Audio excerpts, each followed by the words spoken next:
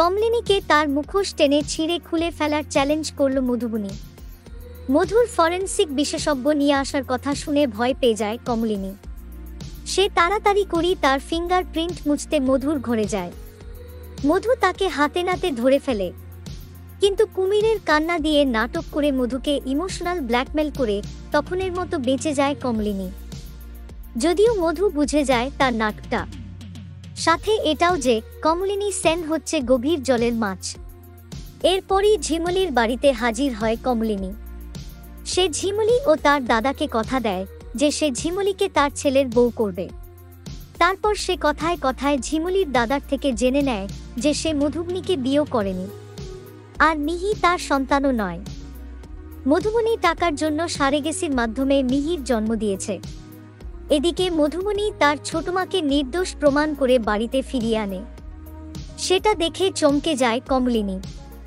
সে তখন জিজ্ঞেস করে কি করে এত সহজে ছাড়া পেয়ে গেল সে।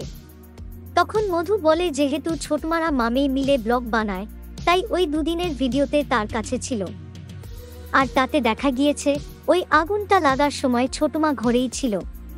তখন ঠাম্মি বলে তাহলে সিকিউরিটি যে বলল হারটা সেন বাড়ির পুত্রবধূ দিয়েছিল। তখন চমকে যায় কমলিনী। ঠাম্মি বলে মধু তুমি দেখো আসল অপরাধী যেন ছাড়া না পায়। এটা শুনে আরও ভয় পেয়ে যায় কমলিনী।